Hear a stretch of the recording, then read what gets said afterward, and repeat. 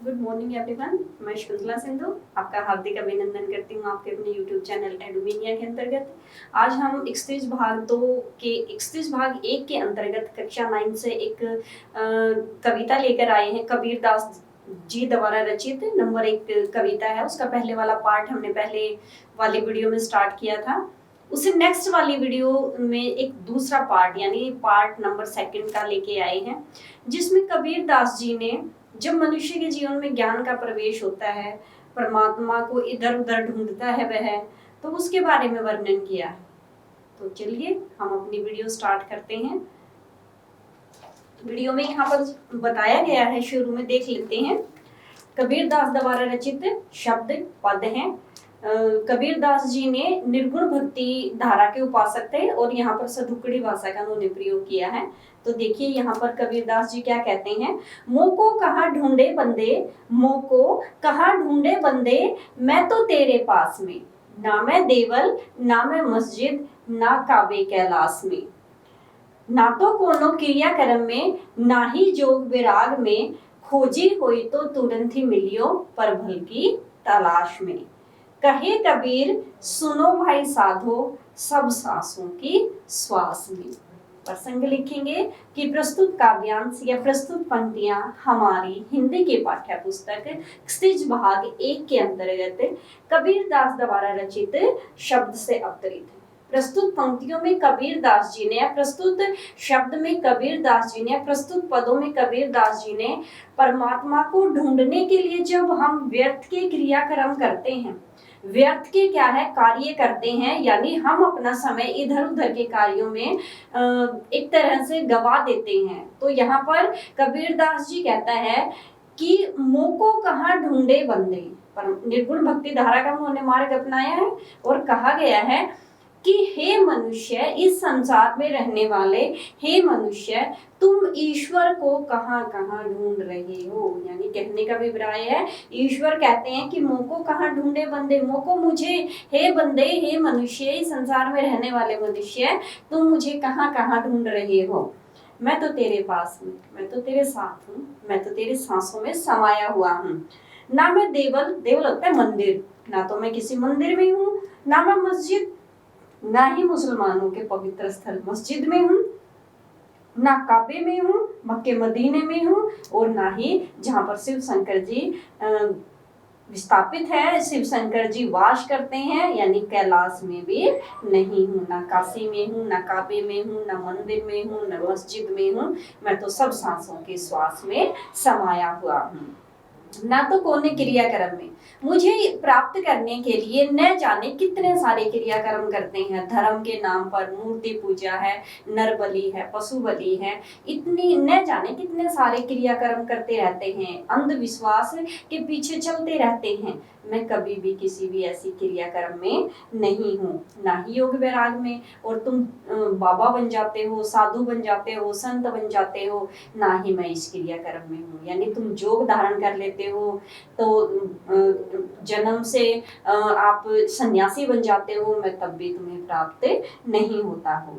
खोजी हुई तो तुरंत ही मिली, यदि तुम मुझे सच्चे मन से, सच्चे हृदय से खोजना चाहते हो तो मैं तुरंत ही मिल जाता हूँ। यानी कहने का अभिप्राय है, यदि तुम सच्ची भावना से मुझे खोजना चाहोगे तो मैं तुरंत ही क्या है तुम्हारे सामने उपस्थित हो जाऊंगा। पल भर की तलाश में, पल भर, एक ही क्षण में मैं तुम्हारे सामने उपस्थित हो जाऊंगा। लेकिन इसके पीछे कैसे सात्विक भावना होनी चाहिए, यानी कहने का अभिप्राय है हमारे विचार अच्छे होने चाहिए। यदि तुम्हारे मन में श्रद्धा है तो मैं आसानी से तुम्हें मिल जाऊंगा।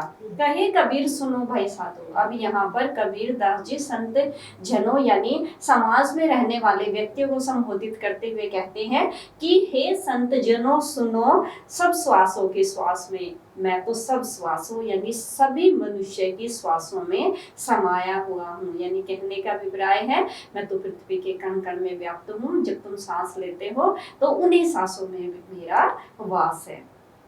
तो यहाँ पर पहले वाले शब्द में ईश्वर को प्राप्त करने के लिए जो क्रियाक्रम किए गए हैं और ईश्वर हमें सहज भाव से किस तरह से प्राप्त होता है वो आपके सामने हमने व्यक्त किए हैं। नेक्स्ट वाला देख लेते हैं। संतो भाई आए ज्ञान की आंधी रे, हे संत जनों, हे संत व्यक्तियों, देखो परमात्मा की कृपा से ज्ञान रूपी आंधी आ चुकी है। ज्ञान रूपी आंधी का हमारे जीवन में प्रवेश हो चुका है। भरम की टाटी, भरम धोखा, टाटी होता है छानी, छान मतलब एक तरह से झोपड़ी के ऊपर छान डाल देते हैं, वो भरम यानी धोखे रूपी छान क्या है, वो उड़ गई है। माया रही न बांधी, और किसी भी प्रकार की माया जो हमें अपने इर्द गिर्द लपेटे रहते हैं, धन दौलत ऐश्वर्य मान सम्मान, ये सारी क्या है, माया का रूप है।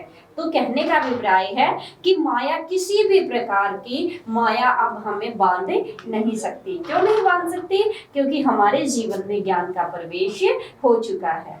हिति चिति, मन और हृदय, मन और हृदय की देथुनी गिरानी, अपने योग से मन और बुद्धि के, मन और हृदय के योग से देथुनी गिरानी, एक तरह से हमने खंबे को गिरा दिया है।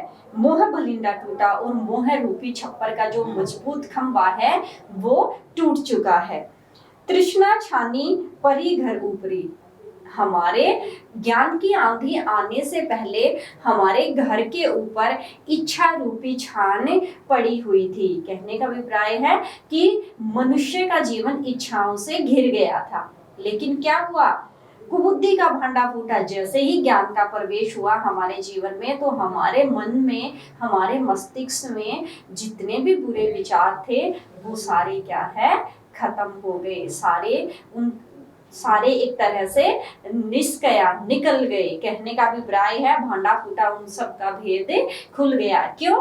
क्योंकि हिति चिति की देथुनी गिरानी, हित मन और मस्तिष्क और हृदय का इस तरह से एक सरल मार्ग निकाला, जिससे सारी विषय वासनाएं क्या है, हमारे मन में से चली गई। जोग जुगती करी संतो बांधी, अब संत व्यक्तियों ने, इस समाज में रहने वाले जो संत व्यक्ति थे, उन्होंने योग से और सन्यासी यानी जोग के बल पर एक ऐसा युक्ति तैयार की, एक ऐसा मार्ग तैयार किया, निर्चु चुए न पानी, कि जरा सा भी पानी नहीं चू रहा था, टपक रहा था। किससे?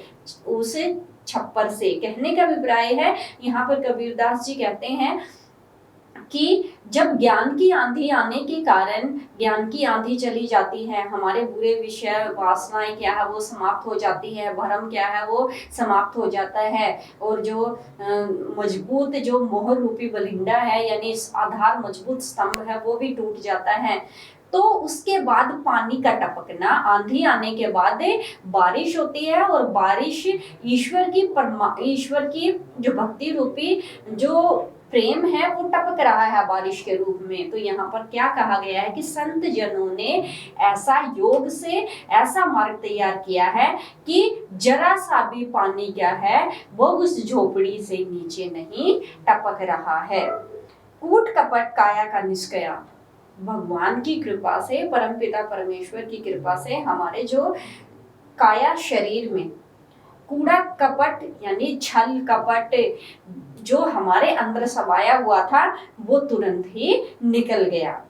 हरि की गति जब जानी, जब हमने परम पिता परमेश्वर की गति को, उसके युक्ति को, उसके जीवन यापन जो मनुष्य के ऊपर जो परम पिता परमेश्वर दया दिखाते हैं, तो उसके कार्यों को जब हमने जाना तो हमारे अंदर से क्या हुआ, सारी विषय वासनाएं क्या है वो समाप्त हो गई, हमारे शरीर से बुरी भावनाएं क्या है वो निकल गई। आंधी पीछे जो जल बूटा, आंधी आने के बाद जो जल टपक रहा है, प्रेम हरिजन बिना, इसमें प्रभु, कहने का अभिप्राय है प्रभु की कृपा से जो प्रेम भक्ति रूपी जल क्या है वो टपक रहा है, उससे प्रत्येक जन क्या है वो भीग चुका है। कहने का अभिप्राय है कि उस प्रेम परम पिता परमेश्वर की जब हमने गति को जान लिया, यानी आंधी आने के पीछे जो जल टपक रहा है, प्रेम भक्ति रूपी जल टपक रहा है, उसमें सब मनुष्य क्या है वो एक समान भाव से नहा रहे हैं, सींच रहे हैं,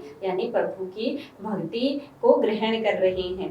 कहे कबीर भान के प्रगटे, अब जैसे ही बारिश समाप्त होती है तो सूर्य का उदय होता है, भान होता है सूर्य, कहे कबीर, कबीरदास जी कहते हैं भान के प्रगटे, आंधी आने के बाद, बारिश होने के बाद जैसे ही आसमान में से बादल छट जाते हैं तो सूर्य का उदय होता है। तो सूर्य उदय होने के कारण उदित भया तम खीना, तम अंधेरा, खीना छट जाता है। यानी हमारे जीवन में से जो जितना भी अंधेरा था, जितनी भी बुरी भावनाएं थी, वो सूर्य प्रकट होने के कारण क्या है, चारों तरफ प्रकाश ही प्रकाश फैल जाता है और विषय वासनाएं बुरी जितनी बातें थी वो सारी क्या है, हमारे जीवन से अंधेरे के समान समाप्त हो जाती हैं। अब यहाँ पर कबीरदास जी ने कहा है सूर्य है वो किसके समान है, परम पिता परमेश्वर की भक्ति के समान है, जिसका प्रकाश हमारे जीवन में पड़ता है। और उसी जब प्रकाश पड़ता है तो प्रकाश पड़ने के कारण यानी ज्ञान होने के कारण हमारे जीवन में जैसा ही प्रवेश होता है तो उस प्रवेश के कारण क्या है, जो अंधकार है वो छट जाता है। किसके कारण, रोशनी के कारण। तो कबीरदास द्वारा रचित ये हमारे पद थे। इन पदों में कबीरदास जी ने सरल साधारण सदुक्कड़ी भाषा का प्रयोग किया है, आम बोलचाल की भाषा है। परमपिता परमेश्वर की भक्ति पर प्रकाश डाला है। उसके प्रकाश आने के कारण जब हमारे जीवन से विषय वासनाएं बुरी जितनी भी बातें हैं वो सारी निकल जाती हैं। परमपिता परमेश्वर की जो अद्वैतवाद सत्ता है उस पर यहाँ पर प्रकाश डाला है। और कबीरदास जी ने यहाँ पर अपनी भाषा को सुंदर बनाने के लिए जन सामान्य लोक प्रचलित शब्दों का यहाँ पर प्रयोग किया है। तो ये आज हमारी वीडियो यहीं पर समाप्त करते हैं। इससे नेक्स्ट वाली वीडियो में और नई जानकारी लेकर हम आपके सामने प्रेजेंट होंगे। तब तक के लिए thank you and have a nice day.